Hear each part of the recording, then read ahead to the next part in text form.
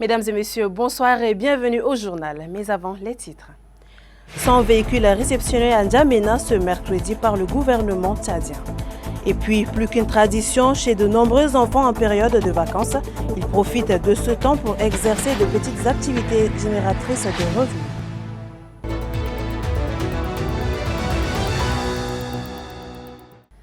Nous vous le disions en titre, les Émirats arabes unis renforcent leur coopération avec le Tchad.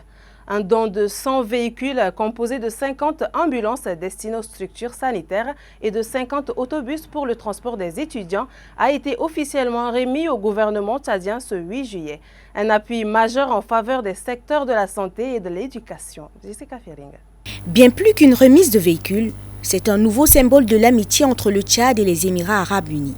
Ce matin, à la place de la Nation, le Premier ministre chef du gouvernement, l'ambassadeur Alamay Halina, a réceptionné les clés de son véhicule offerts par les autorités émiraties avant de les remettre au ministre de la Santé publique et de l'Enseignement supérieur. Cette dotation composée de 50 ambulances et de 50 autobus intervient au moment fort des relations entre les deux pays, marquée par la visite officielle du chef de l'État tchadien aux Émirats arabes unis. Elle traduit la volonté commune de faire de la coopération un véritable levier de développement.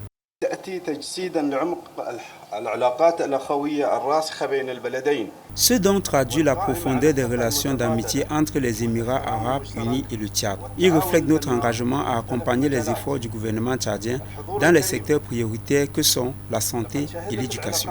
Sur le terrain, les retombées sont concrètes. Les ambulances renforceront les capacités d'intervention des services de santé, faciliteront les évacuations sanitaires et amélioreront la prise en charge des populations, notamment dans les zones les plus éloignées. Les autobus, quant à eux, offriront les meilleures conditions de transport aux étudiants et accompagneront les efforts du gouvernement en faveur d'un enseignement supérieur plus accessible. La cérémonie qui nous réunit aujourd'hui traduit la manière tangible d'excellentes relations entre la République du Tchad et la République sœur des Émirats arabes unis. La réception de moyens roulants composés de 50 ambulances et de 50 bus destinés à nos deux départements ministériels constitue un appui utile, visible et directement orienté vers les besoins de nos populations. Monsieur le Premier ministre, chef de gouvernement, Monsieur le représentant de l'ambassade des Émirats arabes unis, Mesdames et Messieurs, distingués invités, cette dotation s'inscrit pleinement dans les offres engagées en faveur du renforcement du capital humain et de la modernisation de nos services publics, conformément à la vision stratégique de son Excellence, le maréchal Mohamed Idriss Déby Itno, président de la République, chef de l'État, et du Premier ministre, chef de gouvernement.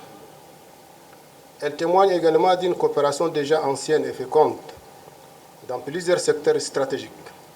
À travers ce don, les Émirats arabes unis confirment qu'ils demeurent un partenaire de premier plan du Tchad. Santé, éducation, action humanitaire ou développement, la coopération entre les deux pays se renforce au fil des années par des réalisations concrètes. Au-delà des véhicules remis, c'est un message de confiance, de solidarité et de partenariat durable qui s'est adressé au peuple tchadien. Une coopération exemplaire que N'Djamena et Abu Dhabi entendent inscrire dans la durée au service du développement et du bien-être des populations. Un geste concret au service du développement, un appui salué par le gouvernement tchadien comme le symbole d'une coopération exemplaire. Suivez à ce propos le Premier ministre chef du gouvernement Alamay Halina. Au nom de l'ensemble du personnel du système éducatif, je voudrais remercier le gouvernement et les plus hautes autorités des Émirats arabes unis pour ces dons. Ce don n'est pas le premier. Nous avons déjà par le passé reçu des Émirats arabes unis des dons dans tous les domaines, que ce soit dans le domaine de la santé ou de l'éducation, et aussi dans d'autres domaines. Nous avons vu que le gouvernement émirati a été toujours aux côtés du gouvernement tchadien. Je dois le remercier très sincèrement, et ce don est arrivé au moment où le maréchal Mohamed Idriss Déby Itno effectue une visite officielle aux Émirats arabes unis. Vous comprendrez que la vraie amitié est celle qui consiste évidemment à venir en appui à son ami et à cibler les domaines les plus sensibles. La société civile tchadienne est appelée à renforcer sa contribution au processus de justice traditionnelle. Dans cette perspective, le projet de Commission nationale Vérité, Justice, Réparation et Réconciliation, soutenu par une trentaine d'organisations de la société civile, a organisé le mardi à N'Djamena une rencontre préparatoire consacrée à la guérison des traumatismes et à la justice traditionnelle. Les échanges visent à jeter les bases d'un dialogue inclusif en faveur d'une paix durable au Tchad. Sana Claricia. Face au défi de la réconciliation nationale, les organisations de la société civile attendent jouer un rôle actif dans la préparation d'un processus de justice traditionnelle au Tchad. C'est dans cette optique que le projet a réuni ce mardi à N'Djamena plusieurs acteurs autour d'une rencontre préparatoire consacrée à la guérison des traumatismes et à la justice traditionnelle. Cette initiative vise à créer un espace permanent de dialogue, de concertation, de la réflexion entre les différents composants de la société tchadienne. Les participants ont échangé sur les moyens de favoriser une justice traditionnelle inclusive, capable de répondre aux attentes des victimes tout en contribuant à la reconstruction de la confiance entre les citoyens et les institutions. Placé sous le thème « Comment la société civile peut-elle contribuer à préparer la réussite de la justice traditionnelle au Tchad ?» Cette première rencontre a permis de partager des expériences nationales et internationales, d'identifier les défis propres au contexte tchadien et de proposer des pistes de réflexion en faveur d'une paix durable. Les organisateurs ambitionnent également d'élaborer à l'issue de ces différentes rencontres une synthèse des recommandations formulées sera transmise aux participants et aux partenaires afin d'alimenter les réflexions nationales sur les mécanismes de vérité, de réparation, de réconciliation et de guérison des traumatismes. À Bangor, le siège provincial du mouvement patriotique du salut a accueilli une cérémonie de restructuration et d'installation des membres des conseils de 18 quartiers de la commune. Cette rencontre a également servi de cadre à une campagne de sensibilisation et de mobilisation des militants et de la population en faveur du 3e recensement général de la population et de l'habitat. Correspondance à Bangor, Todosou Daniel et Abakardimi. Militants et militantes responsables du parti et invités ont répondu présents à cette cérémonie. L'objectif est de redynamiser les structures de base du parti dans les différents quartiers de la commune de Bangor, tout en encourageant une forte implication de la population dans le déroulement du RGPH 3. De prime abord, dans cette cérémonie couplée, le secrétaire général adjoint départemental de Moyen-Bonnet, Alphonse Assou Samuel, a insisté sur l'importance du 3e recensement général de la population et de l'habitat. Il a invité les militants à sensibiliser les populations afin que chaque ménage participe au recensement et à veiller au bon déroulement de cette opération d'intérêt national. Installant le nouveau membre du conseil de 18 quartiers, le secrétaire général adjoint communal, Farana Gorsou Samuel, pour sa part, a appelé les responsables à privilégier l'unité. Selon lui, le temps de querelle a révolu et doit désormais laisser place à la cohabitation pacifique, au vivre ensemble et au travail collectif au service du parti. Camarades militants de 18 quartiers, le temps de querelle est passé. C'est le travail. La ville de Bangor vient de connaître une extension en 4 arrondissements. Vous devez vous mettre au travail. Vous devez mobiliser les militants de base, redynamiser les structures des quartiers jusqu'au ménage. Chers conseillers de 18 quartiers, ce rôle Je compte le jouer tout en gardant toujours à l'esprit l'effort d'intérêt général du parti. Le représentant des membres du conseil du 18 quartier nouvellement installé a exprimé sa gratitude aux responsables du parti pour la confiance placée en eux. Il a pris l'engagement de travailler avec responsabilité pour le rayonnement du MPS dans le 18 quartier de la commune de Bongor et d'accompagner la réussite du RGPH 3. Les différentes prestations de groupes de danse ont donné un cachet particulier à cette messe. Direction le Mandoul, la commission départementale d'appui au processus du 3e recensement de la population et de l'habitat met les bouchées doubles pour sensibiliser les chefs de village du canton Koumra. C'est un appel à la mobilisation pour la réussite de cette opération. Dominique Didéo, correspondance.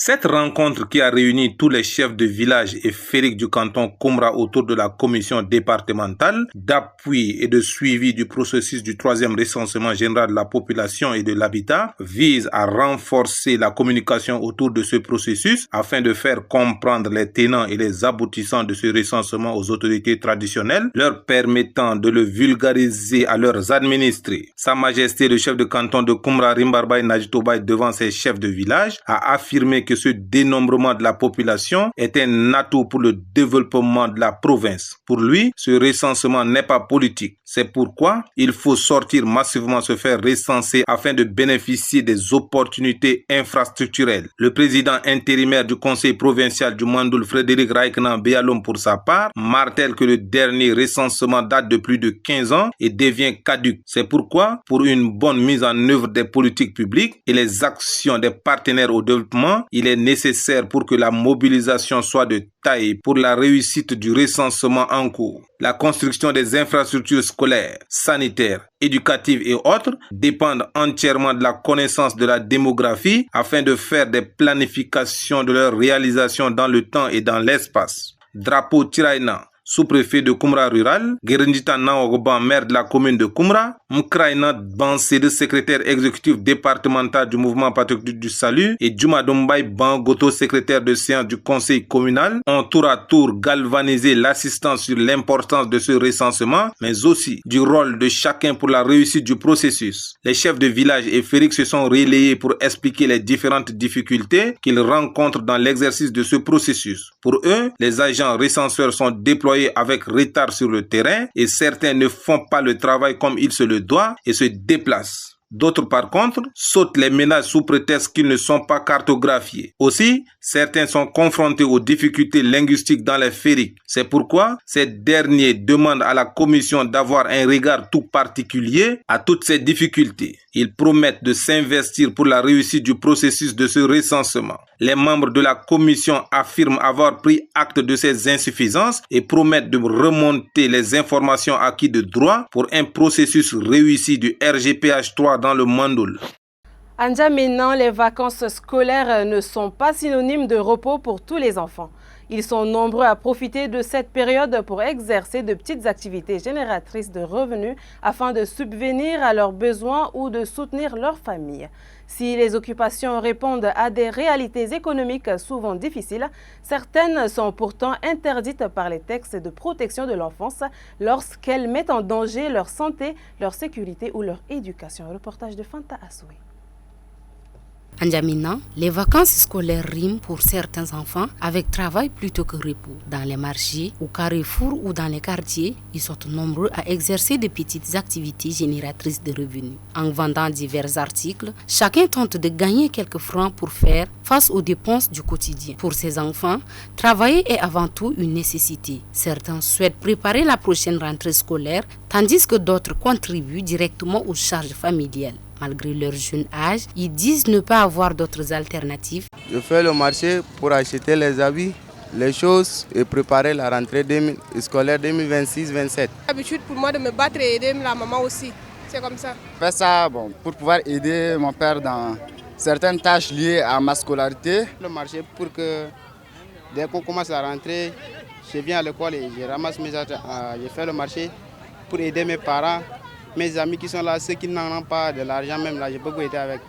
Si ces activités permettent à ces enfants de subvenir à leurs besoins, elles soulèvent également la question de la protection de l'enfance. Les conventions internationales et le Code du travail interdisent aux enfants d'exercer des travaux dangereux ou susceptibles de compromettre leur santé, leur sécurité ou leur éducation. Toutefois, la précarité économique pousse encore de nombreuses familles à compter sur leur contribution. De ce fait, le défi consiste à concilier soutien aux familles, maintien des enfants à l'école, de lutte contre les pires formes de travail des enfants. En attendant, dans les rues de N'Djamena, beaucoup d'entre eux continuent de transformer leurs vacances en journées de labeur avec l'espoir d'un avenir meilleur.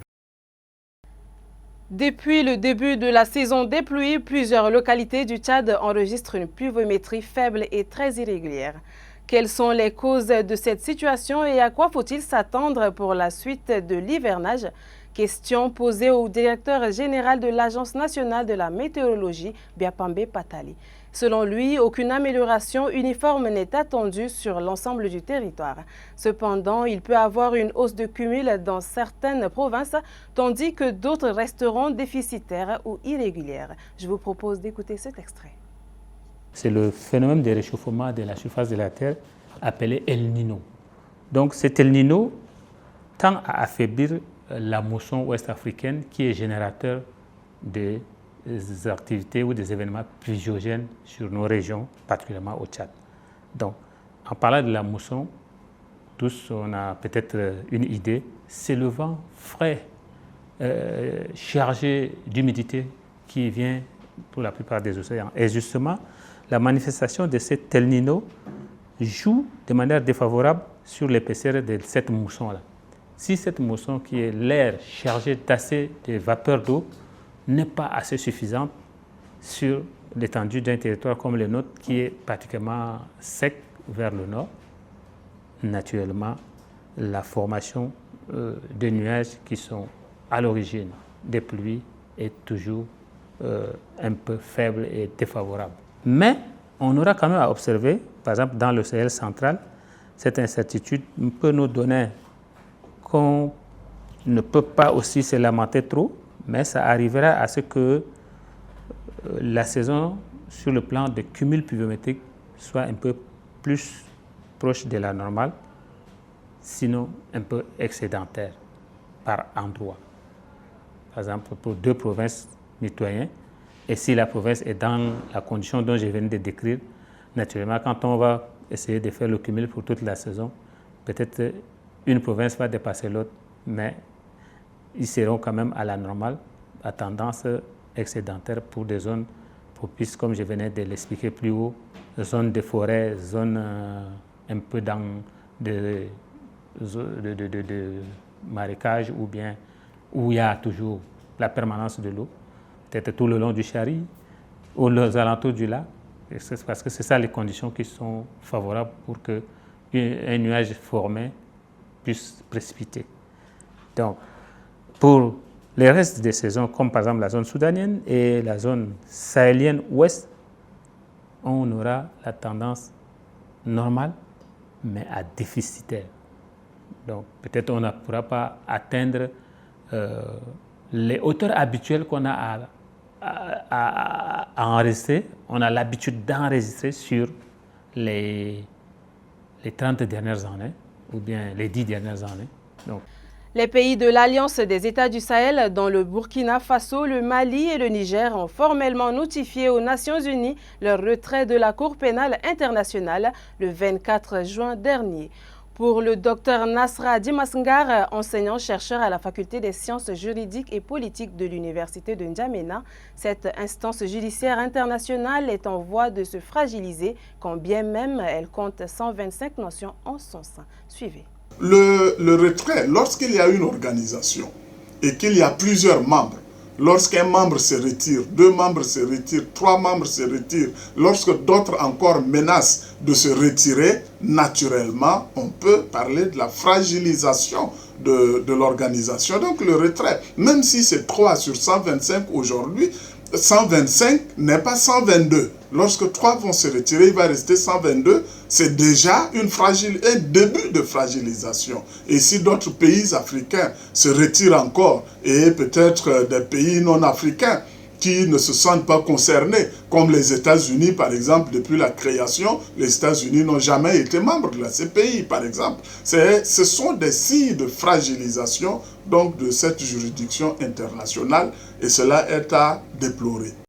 Pour terminer, faisons un tour de l'actualité internationale.